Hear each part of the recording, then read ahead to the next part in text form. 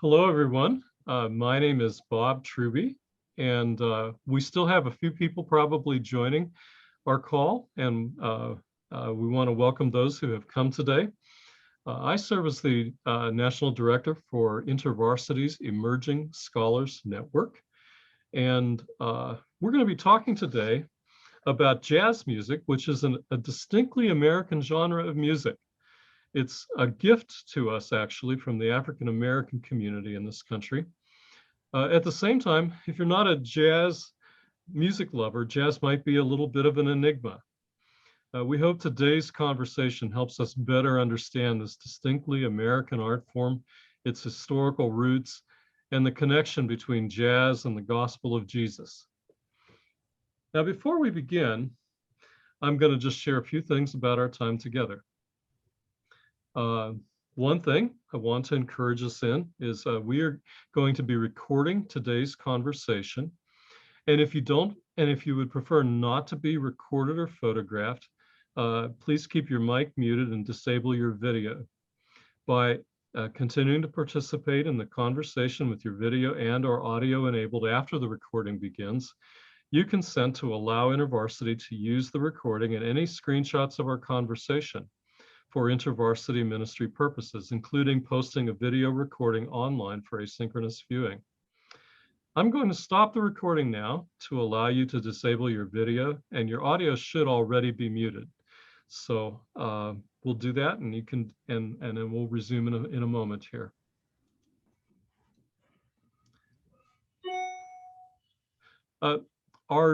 Our speaker today, Dr. William Edgar, is a professor of apologetics and coordinator of the apologetics department at Westminster Theological Seminary. Actually, he just recently retired from that position.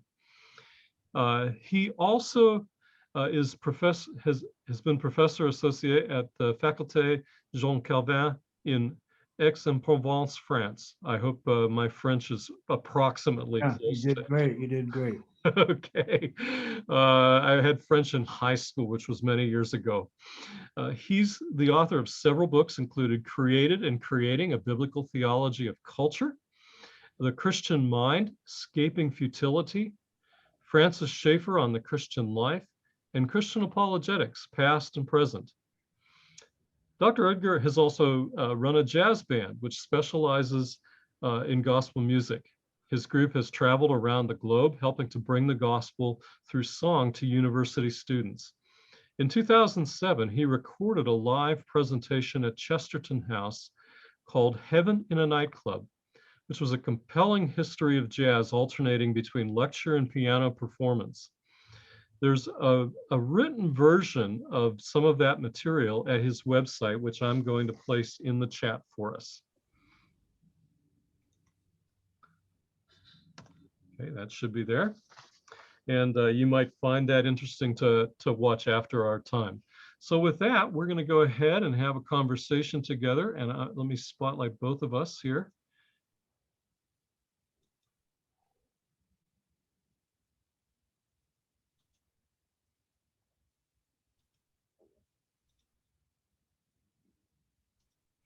Well, Dr. Edgar, thank you so much for joining us in this conversation today. I just finished reading your book, A Supreme Love, which we'll be talking about today, and I am just delighted that we could have you here. The book was, I wrote a review where I said I felt like I was in a jazz appreciation class, and I've kind of dabbled in it, and I want to pull out those recordings and do a lot more listening as a result of reading your book. So thank you so much for that and for being with us. It's a great pleasure and a great honor. And thank you so much for promoting all of this and for your generous review. So this will be a fun time. Well, I wanted to begin our conversation, if you might just tell us a little bit more about how this Christian apologist, seminary professor, ends up regularly performing with a jazz band. Well, jazz is in my blood. I grew up with it. And when I became a believer, one of the leaders in the place where I professed faith was a Dutch art history professor who believed that the Christian faith and jazz were cousins, and he wrote about it, and he edited a series of recordings for a European audience. And ever since that time, I thought, wow, this is great. The two things I love the best belong together.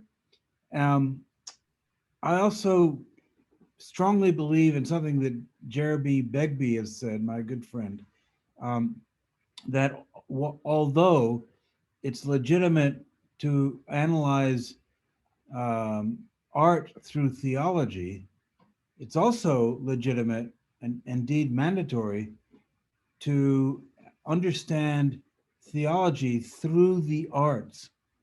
And jazz music has a particularly close affinity to the best of theology and Bible books and so forth. So I spent probably most of my life since the age of 19 looking at this uh, pairing and trying to think about how it all goes together. Hmm. Well, and you do a lot of that in this book. Uh, I wonder, though, first, for maybe a person who might be new to jazz as a genre of music, how would you distinguish jazz from other genres of music? Yeah, that's a good question. It's not an easy one. No. In distinction from typical European music, although there's roots in it, it's quite improvisatory. The melodies are based on African American ways of singing. Um, Rhythms are often syncopated, and there's a kind of group conversation that goes on when you're playing in an ensemble, which is, it used to be characteristic of classical music, but not so much anymore. So that's what jazz is. It's a genre that emerged, as you suggested, from the African American people, and it depends heavily on a blues way of singing and improvisation. Hmm. That sounds like a pretty good definition to me, actually. Um, the thesis of your book, if we as we get into that, was if I have that correctly, is that jazz is the story of deep misery that leads to inextinguishable joy. And I wonder if you might say a little bit more about what you mean by that, and how and what you're seeking to demonstrate in your book. Thanks. Well, the origins of jazz are in slave experiences. Um, I don't want to go into the horrendous details about American slavery, just to say that they were harrowing. And yet, in the midst of all of that, um, I think God was at work and the human spirit was at work, bringing about a music that uh, commented on and experienced in um, the suffering of slavery.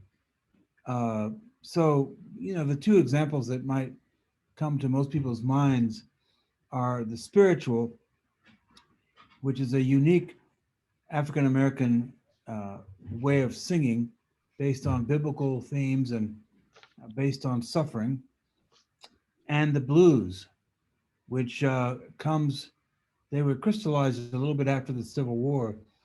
And the blues are, in my judgment, a commentary, an honest commentary on life as it is under the sun. And in both of these genres, which merged into jazz, long story, uh, there is hope. And that hope sometimes explodes into, what I've called inextinguishable joy. And so the best of jazz music emphasizes one of those or the other or both.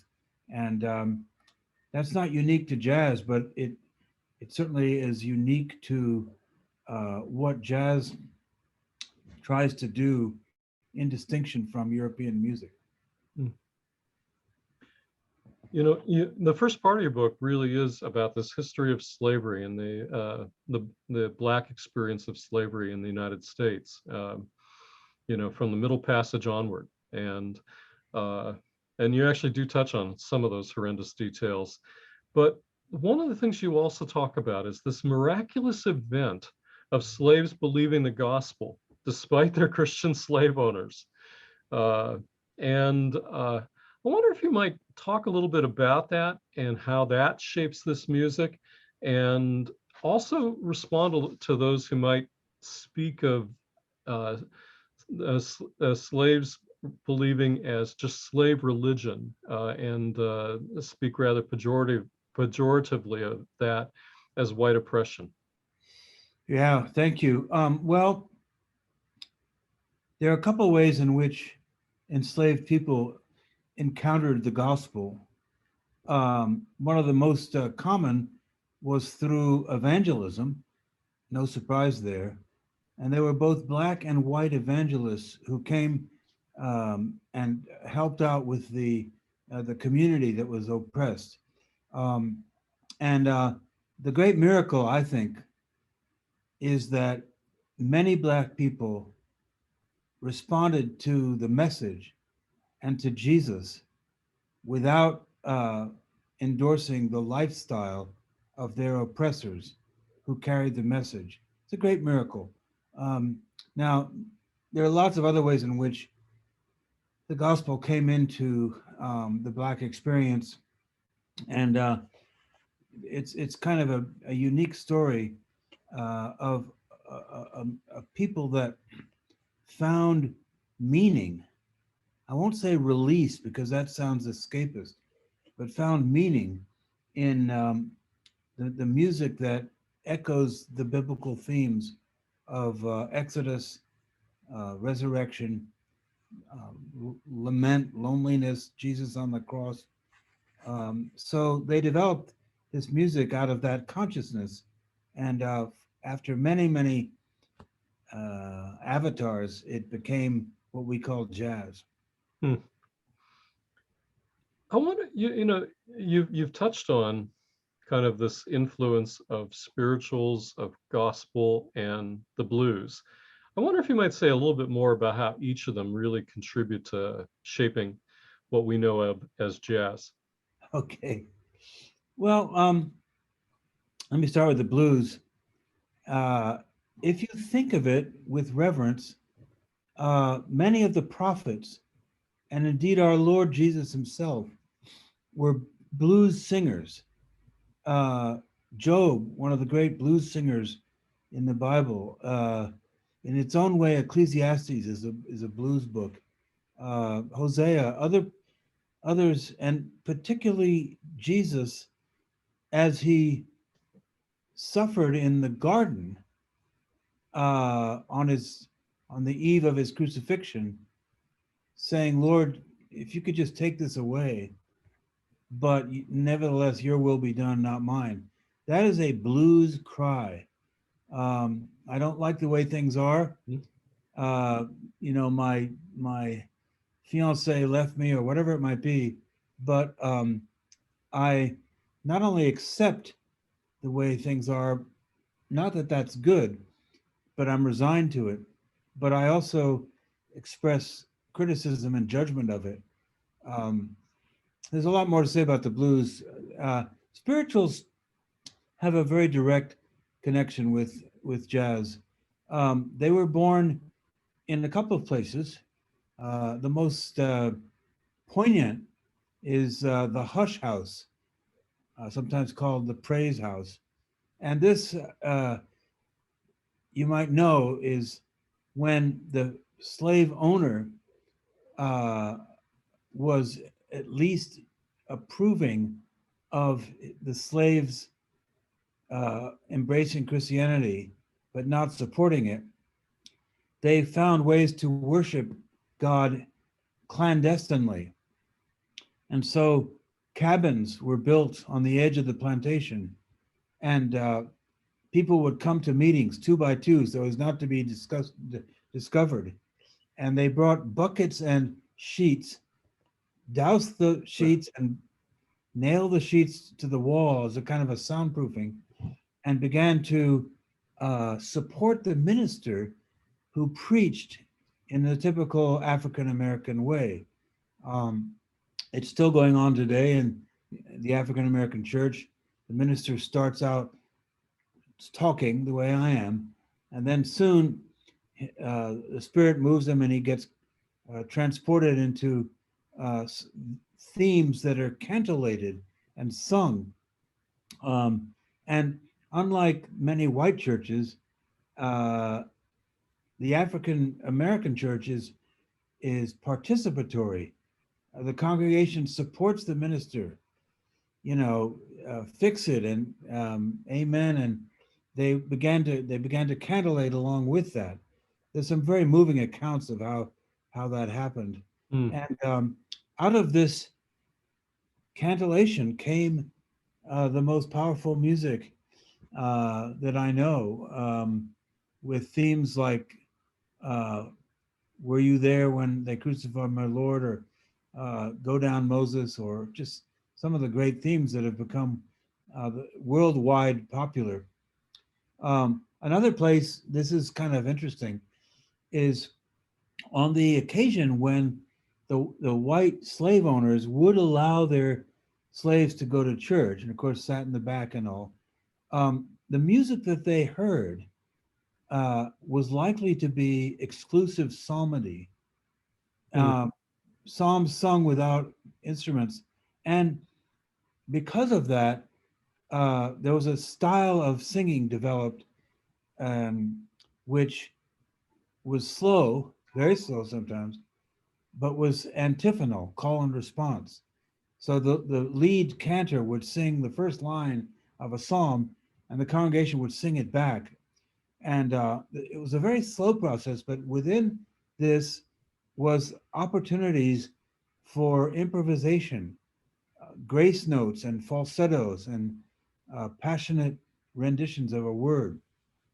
And that also developed into the spiritual. Now, the spiritual was eventually crystallized and written out, and you can decide whether that was a good thing or not. But it became a popular music around the world because of its freshness. Mhm. Well, I one of the things I found really illuminating in your book was your discussion of the blues, because as you mentioned, I always thought about blues was kind of this music of my baby left me and took the dog too, or something like that, Yeah. and it seemed fairly far sometimes from uh, spiritual expression, and your comments about uh, the language of lament and the prophets, I thought was very illuminating, and how it's probably one of the places. You actually made a comment at one point too about this music, that this distinguishing the joy of this music from the happiness of much white evangelical worship. Yeah, that's a distinction that I like to make, because happiness can often be happy, clappy, release. Everything is well. Joy, on the other hand, is an ultimate hope, but through the valley of the shadow of death. And those are very different experiences. So I think much of the African American music is joyful without being particularly happy. The great scholar John Michael Spencer has written about the blues. He has a book called Evil and the Blues, in which he says the blues can be a theodicy, which is the technical word for justifying God in the face of suffering. And he analyzes a lot of blues in terms of um, the ultimate question. So you mentioned, my baby left me. Well, a lot of blues about that, but behind that is the sense of abandonment that African Americans felt. Hmm. And behind that is the great question: God, why did you bring me to this land and then leave me to suffer here? And the blues sometimes answers, often does not. Um, there's like the preaching man's blues and so forth, which does give some answers, but most of the blues are open ended. And to be sure, there's some gratuitous raunchiness in some blues, which is what gives people the opinion that the music is kind of hedonistic. But the best of the blues, the most profound, Muddy Waters and B.B. King and so on, they have this theodicy dimension that is unmistakable.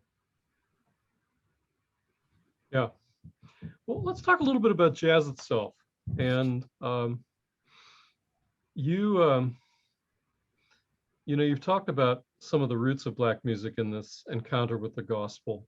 And I wonder if you might talk a little bit about how the hope of the gospel is still evident in jazz and examples of that. Oh my. Well, yeah, I mean, just jazz did emerge to some extent out of a gospel consciousness. One of the greatest examples of that is the marching band, particularly the funeral marching band. It's a long tradition in places like New Orleans of um, burials being quite a social affair. And usually the victim was a member of various societies, all of which had bands, and they played hymns. They gave him a special syncopation, but they were playing hymns. Sometimes it began very solemnly, very sadly, and then as the body was interred, they would light up into much more positive tunes. Lord, didn't he ramble? And the saints come marching in. Now that uh, DNA found its way into certainly the earliest jazz, and I believe is still present in the more recent jazz of a high quality. Mm. People like Duke Ellington um, believe that jazz was supposed to be educational, help people understand African history, but also uplifting and God centered. And he wrote extensively about that. And um, I think we were talking earlier about his sacred concerts. He gave some extraordinary, um, in a way, cantatas, oratorios that were based on jazz music, but with Christian words or the Lord's Prayer or whatever it might be.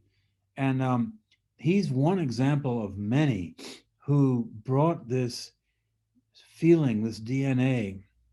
Uh, Long story about all the different um, highways and byways it went through, but into their music.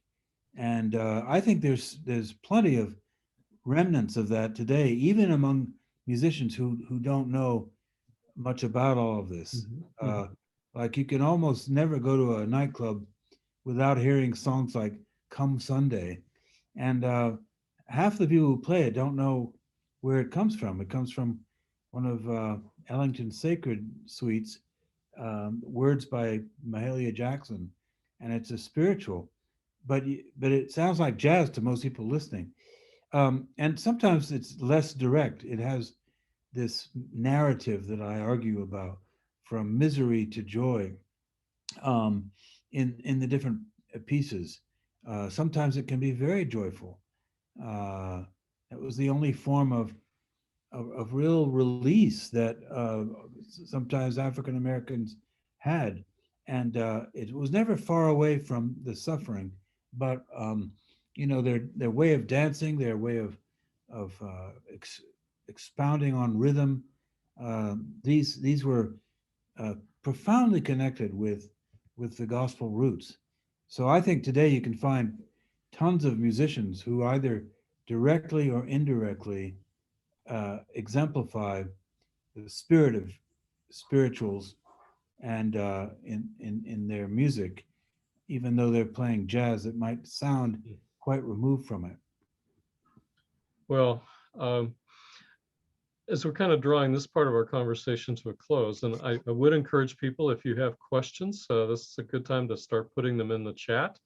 But what would you recommend besides buying your book to the person who wants to develop their appreciation of jazz and to understand this connection between jazz and the source of joy in the gospel? Well, the main thing I'd recommend is to go and sit and listen to it, either in concerts or in clubs. Um, my good friend Monty Alexander, to whom I dedicated the book, believes that it's a mistake to put too much emphasis on the academic side of jazz. You can do that, and there's some good programs, and he's not denying that. But he says, look, if you want to know what jazz is like, get into the trenches. You know, he started out playing at Jilly's, which was Frank Sinatra's famous club, and he learned how to back Frank and others. And he couldn't read music, but he could play any jazz, any improvisation you could ever want. So that the first thing I would say, immerse yourself in the music, either through recordings, and there's a lot on YouTube, or better, live. The second thing is there are some good studies, despite what Monty says, or in addition to what Monty says. Um, Ted Gioia has written some of the best material on jazz, analyzing its nature and its history. Um, there's some terrific studies of different aspects of jazz, uh, ragtime, blues, and so on. And it's worth reading those and then verifying them with what you hear in the live setting. There's a pretty good, you can hear the reservation in my voice, but a pretty good documentary by Ken Burns about jazz. And he goes through the history of jazz, pays lip service to the church roots. I don't think he does enough of that, but he has splendid examples Mm. of jazz throughout the decades. And he's very cognizant of the suffering of Black people. He uses a couple of narrators like Winston Marsalis, who really have a deep understanding of jazz. Mm-hmm. So, get the documentary out and go over that. There's others as well, but so those are some of the ways I would encourage people to initiate themselves in jazz. Well, it's time for us to let people know how they can get your book. I'm going to put some information up here.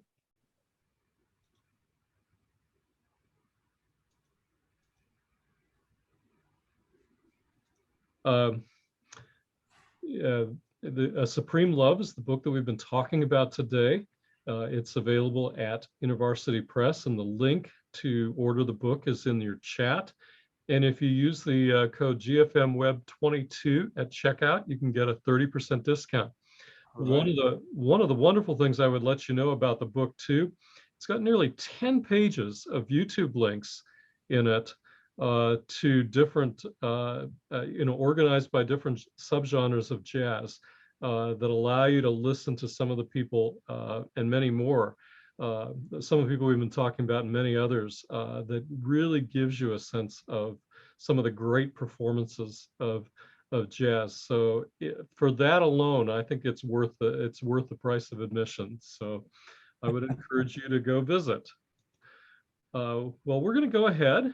I should also mention in the chat, in case anyone has to leave early, we've put the information about our next conversation in there. We'll say a little bit more about that later.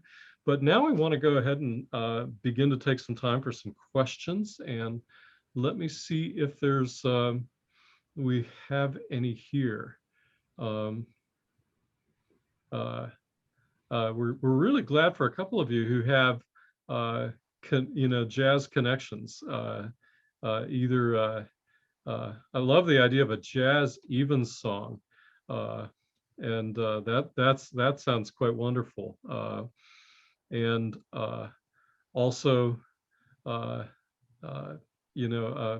choral singer who's incorporating jazz into their works. So we're really glad that it's fun to be able to offer this conversation. But let me ask, what, are there questions from our audience that you would like? And I think if and I'm going to go ahead I'm going to go ahead and switch us to gallery view, because we're a small enough group, and allow us all to join in the conversation. If anyone would like to raise hands and participate, or you can post questions. And while we're waiting, I'll ask one other question that was on my mind, and that was, who, Bill, who would you consider, besides Duke Ellington, you mentioned, some of the some of the seminal figures in jazz history? Oh, sure. Well, one of the unsung founders of jazz was a guy named James Europe, who was a black man who led a black band.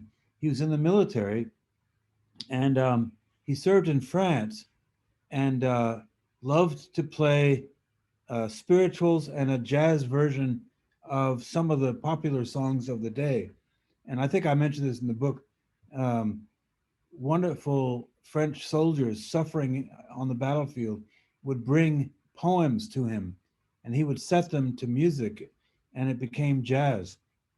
Um, the great Louis Armstrong, Pops, would certainly qualify as one of the fathers of jazz.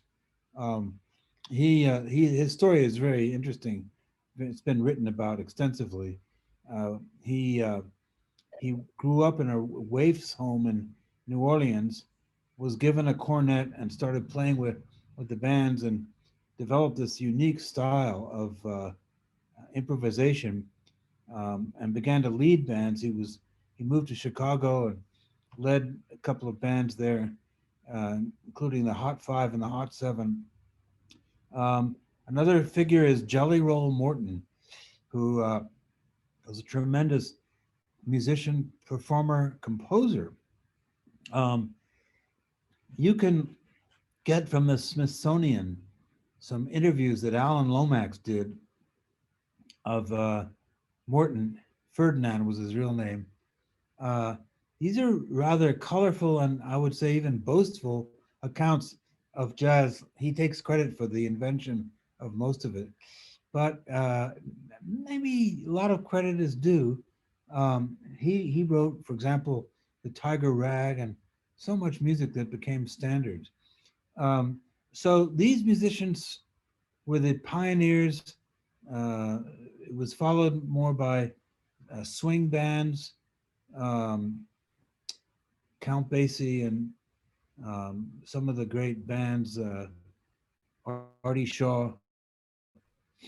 And then, as I describe in the book, the bebop revolution came and pared it all down, became much more intense, rhythmically characterized, improvisational. Um, but they were pioneers there, like Miles Davis and Dizzy Gillespie, who, while you wouldn't accuse them of being card carrying evangelicals, nevertheless, not only respected, but often grew up in the church, and their music echoes that. One of my heroes is Oscar Peterson, one of the greatest jazz pianists since Art Tatum. And when you listen to his compositions and his voicings, the chords are often right out of the hymnal, Hmm. of course, amplified. But he grew up in the church, and so there's many pioneers, past and present, which we need to celebrate. In addition to the list in the book that you mentioned, um, there's a new listing on the Gospel Coalition website of, I think it's the 20 must listen to recordings of jazz.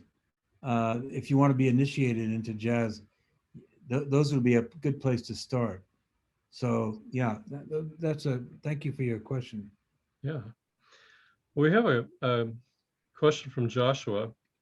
Can you speak more on the racial aspects of jazz today, specifically as a non-Black scholar musician working in a genre that owes its existence to the Black community?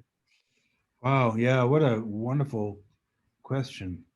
Well, the trick there is to fully recognize the African American origins of jazz and the unique experience that those people had, which is reflected in almost all the decades of jazz. But at the same time, to recognize that it's a universal music. I think Ted Joya comments that something happened when uh, African American music moved from a folk genre to an art form that was world class. And I think, as such, if the person respects the origins and has sympathies with this theme of suffering and joy, anyone, whatever skin color, can play good jazz. And that helps me, of course, because I'm a white guy. Um, there was I think this is in the book, a famous case of one of the musicians who said, "I can always tell when it's a black person playing, because white guys can't jump." And so Downbeat magazine put him to a blindfold test, and they started playing, random pieces and asking him who was playing, and he got every single one wrong. This one has just got to be a black person. No, it was Dave Brubeck, or I don't know. So you can probably sense black elements, but you just want to be careful about being dogmatic. And it's a very sensitive issue. Um, as you know, and InterVarsity has done some helpful publications on this. There's views out there such as critical race theory, which are saying really helpful things about how um, racism is systemic. Um, they go too far. Tisby and others say, in effect, if you're white, you have to be a racist. Well, I don't accept that. But their comment is that it's likely that most white people don't know what it's like to live in black skin. Um, and I think jazz is one of the ways to exorcise that, to atone for it. My jazz band is mixed. We have two blacks and three whites, and we have fascinating discussions. Um, and what the black members will not tolerate your saying is, "Oh, when I hear you playing, I don't see skin color," and they say, "Well, you better, because I'm black." Um, and they have perspectives that teach me as a white man a lot. Uh, for example, my sax player is a marvelous African American woman who's extremely generous and forgiving in nature. And I often ask her, what's it like? Uh, so, for example, she'll say, when you raised your kids, you didn't have to, unless you were living in a dangerous place, you didn't have to tell them how to walk down the street. I had to tell my kids how to walk down the street because there were dangers lurking of racist people, and it's still going on today. It's not done with. Um, we've played our band played in Eastern Europe quite a bit, and our lead singer, who is a black lady, um, was sure that there was racist prejudice against us and against her in particular. And she could just tell. She measured this, and so it's out there. And that question is a really important one, so that we get the balance straight between total respect for the oppression of Black people that gave birth to jazz, and the fact that it is now a world property, a universal expression. It's an American music. If you get that balance right, you'll go a long way towards understanding the race dimension. Doran has a great question here.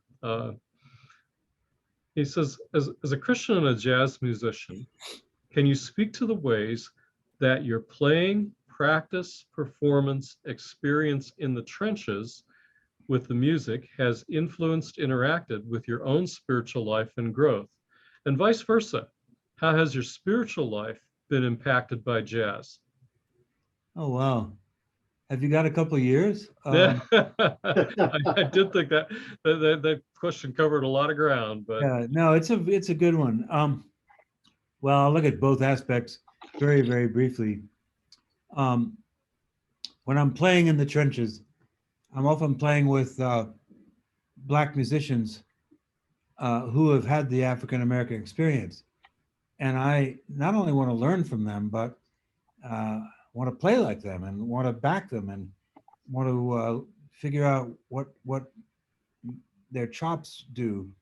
Um, and I've done that quite a lot. I'm not very good at it, but backing Black singers has been a just tremendous experience for me because, like, one of my singers says, "Don't rush it, Edgar. Slow down. Don't hit that last chord till I'm finished." And that comes right out of the Black experience, what they used to call the Dr. Watts way of singing. So, I mean, that's just one of many examples.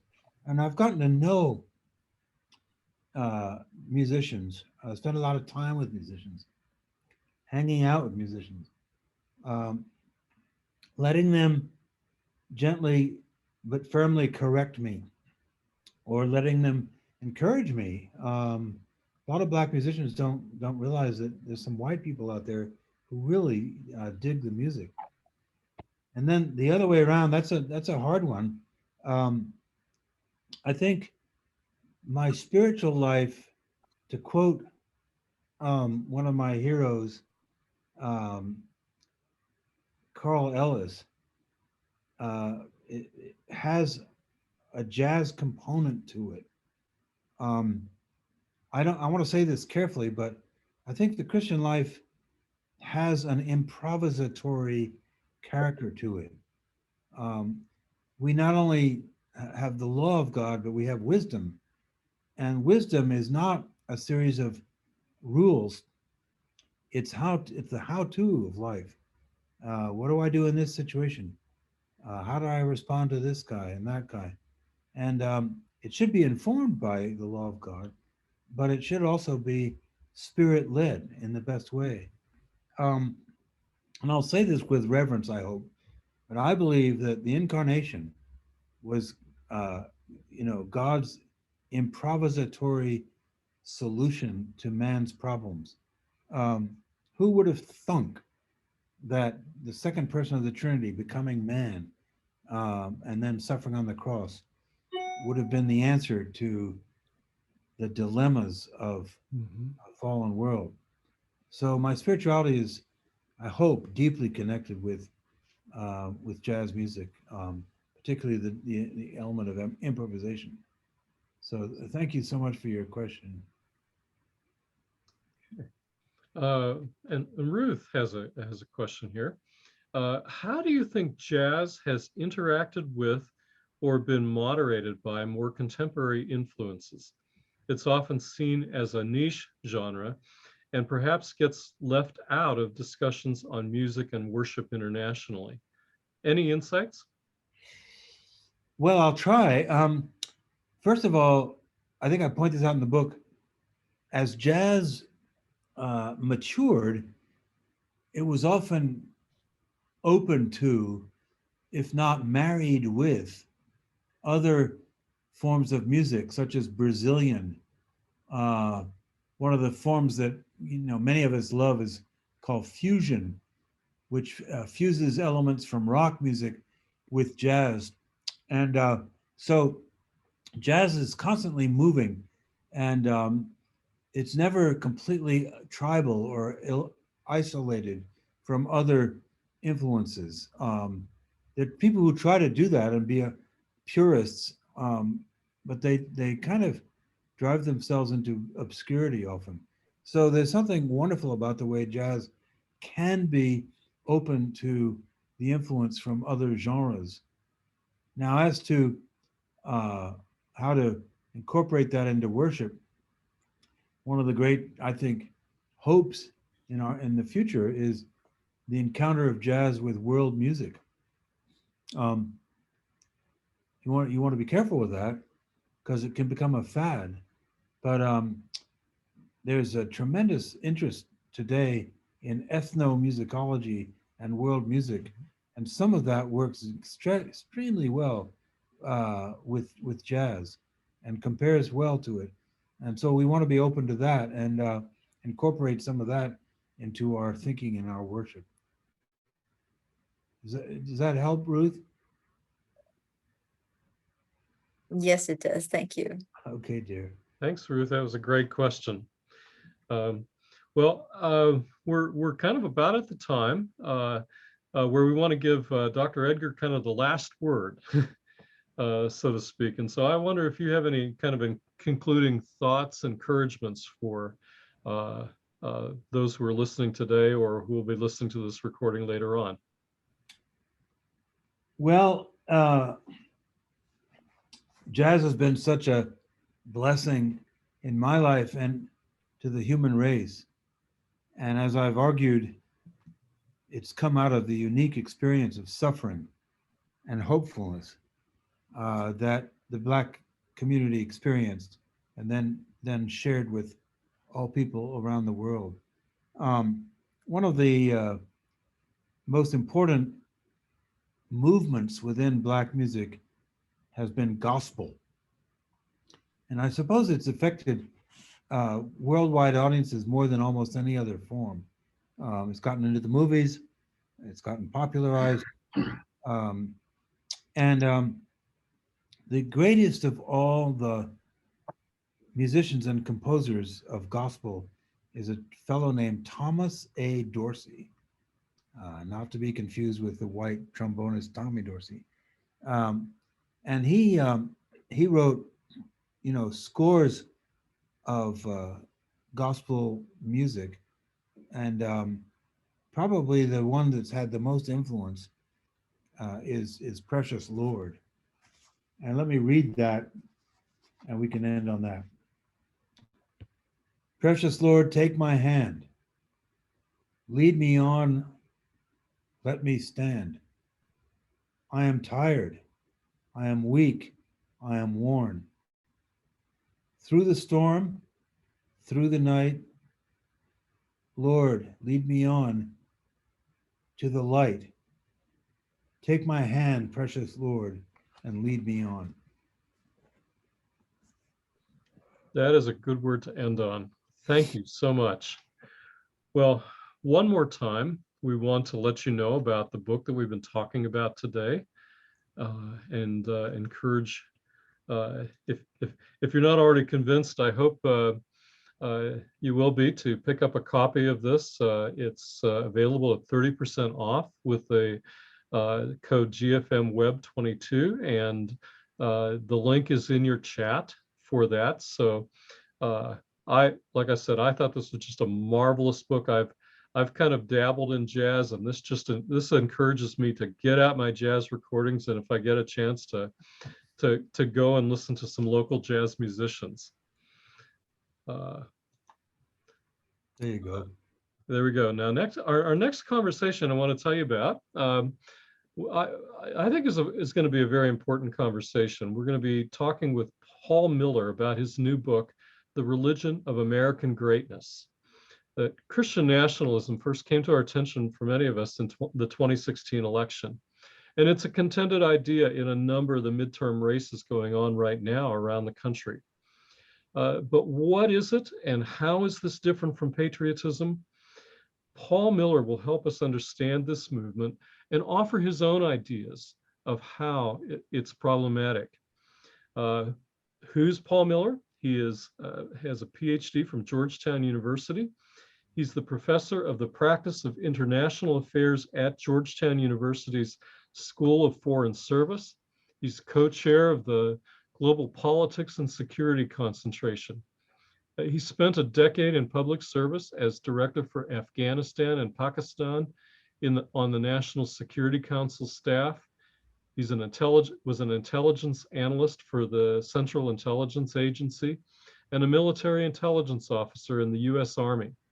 Miller's writing has appeared in Foreign Affairs, The Dispatch, The Washington Post, Providence Magazine, Mere Orthodoxy, The Gospel Coalition, Foreign Policy, and elsewhere. He's the author of Just War and Ordered Liberty. And that conversation is going to be on September 15th at 12 p.m. Eastern Time, and the link to sign up for that is in your chat, and you can sign up today. So I hope you will join us for our next conversation, and tell your friends. Finally, we just want to thank everybody for joining us today. First of all, I want to thank Dr. Edgar for being so generous with your time in sharing with us about your book and about your love for jazz and your love for Jesus. Also, we want to thank all the people in our audience who have participated today. Great questions today, and thank you so much for being a part of this. And please tell your friends. And finally, we want to thank InterVarsity Press, who is a co-sponsor with us and assists us in the publicity for these events, and provides us nice discounts on the books. And so we are very grateful for their assistance. We do want to mention that this event is sponsored by the Emerging Scholars Network, which is a digital-first effort to support scholars on their academic pathway from undergraduate through early career faculty work as they're developing as Christians and scholars in the academy. You can sign up for free if you're not already a member at blog.emergingscholars.org, and you'll get our monthly newsletter and news about all of our different events, including these conversations. You can follow us on Facebook, Instagram, and Twitter at ESN IVCF. Also, this and previous recordings in our ESN conversations are available on our YouTube channel, which is youtube.com/ESNIVCF. And so we hope that you'll take advantage of those kinds of resources and share them with others. So with that, we're going to end our recording, and we'll leave the connection open here for a few minutes for those who would like to stay on and maybe chat informally.